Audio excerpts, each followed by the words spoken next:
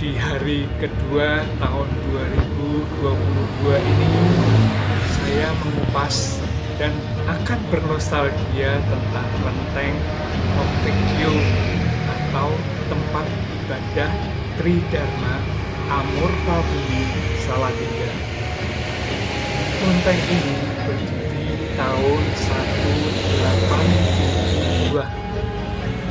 Tuan rumah dari kelenteng ini adalah Kongco Hoktaek Chingsin atau biasa disebut Tua Pekong, yang sejarahnya dahulu adalah seorang raja bermarga Tio bernama Hoktaek yang sangat bijaksana dan suka menolong fakir miskin. Dalam perkembangannya, Kongco Hoktaek Chingsin dipuja oleh rakyat dan mendapat gelar juga sebagai Dewa Bumi. Di kelenteng Hoktaegyo Salatiga ini ada belasan altar yang dapat saya sebut sebagai berikut. Altar Jian atau Tuhan Yang Maha Esa. Lalu masuk ke bangunan utama ada altar Kongco Hoktaek Chingsin, Hao Jiangkong, Kongco Yen Jian Xiangpei, Kongco Kuan Teck Kun. Kemudian di pavilion kawanan kelenteng ada altar Makjo Kuan Im, ada altar Kongco Jai Sing Ya, Kongco Kok Tek Tung Ong, Kongco Gai Jiang Seng Ong. Lalu di pavilion kiri ada altar Makcopo Dien Sang Singgo. Kemudian kita keluar dari bangunan utama, kita akan melihat di bekas kebun kecil dulu ada pohon jeruk gigit dan ada balai dibangun, namanya bangunan Dhammasala, yaitu ruang kebaktian Trinabi atau tiga nabi ajaran Tridharma, yaitu Buddha Sakyamuni, Kongco Daesang Laokun, Konghucu atau Konfusius. Di bangunan yang sama ada juga altar Bilekut. Di depan bangunan utama kelenteng ada dibuat dua tempat pembakaran kertas berbentuk hulu, buah sejenis labu. Kelenteng dan dua hulu ini akhirnya diabadikan menjadi merek enting-enting, cap kelenteng dan dua hulu, yang memang sejarahnya dibuat oleh penjaga kelenteng bermarga Ku. Saat itu di belakang kelenteng dibuatnya, sehingga saat bersembayang tercium bau harum dan manisnya gula dan kacang. Saya ingat banget itu, sampai menelan air liur kalau kecium enting-enting itu. Teringat juga sekitar tahun 1970-an, sebelum dibangun Dhammasala dan gedung pengurus, di kanan kiri terdapat balai dan pekarangan dengan pohon jeruk gingkit tadi. Balai-balai ini biasanya digunakan untuk sembahyang Kenghuping atau sembahyang kepada arwah-arwah teman-teman yang sudah mendahului.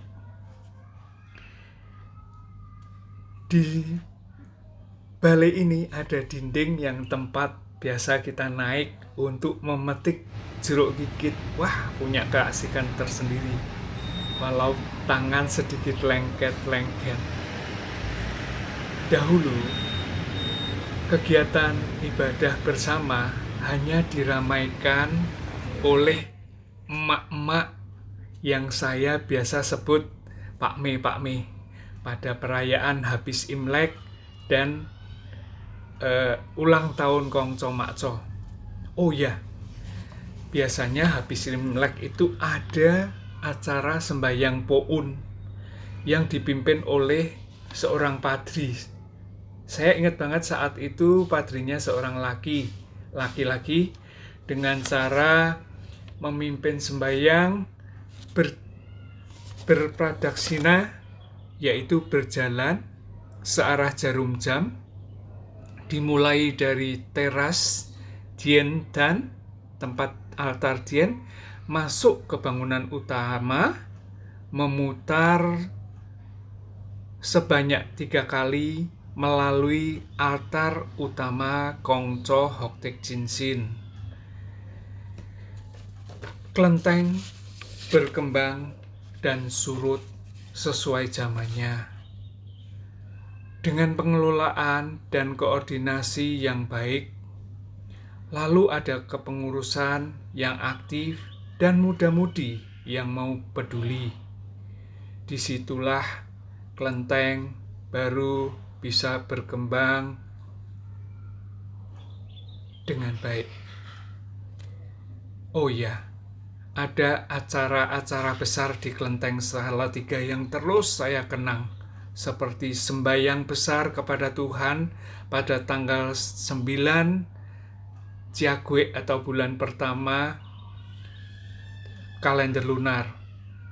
Kemudian sembahyang Keng Huping, mengingat jasa-jasa orang yang telah mendahului.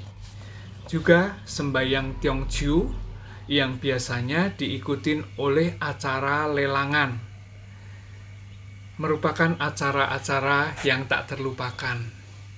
Dan tentunya ini masih dalam masa pandemi, dalam 2 tahun ini sepertinya dilakukan dengan acara yang sangat sederhana dan terbatas.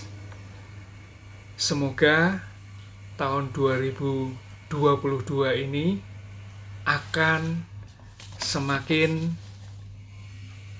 terbuka untuk acara besar tersebut. Semoga ya, saya berharap demikian. Semoga pandemi juga cepat berlalu. Untuk acara-acara sembahyang yang lain akan saya coba ulas di lain kesempatan. Teman-teman, saya cukupkan sekian dahulu. Dan bila Anda berkenan dengan liputan ini, silahkan subscribe and like ya teman-teman. Akhir kata, semoga kita selalu sehat dan berpikir positif. Karena dengan berpikir positif, maka rezeki akan terbuka. Dengan hoki yang kita dapatkan, rezeki yang terbuka, maka kita punya kesempatan untuk meraih kebahagiaan dengan lebih mudah. Semoga semua makhluk hidup berbahagia.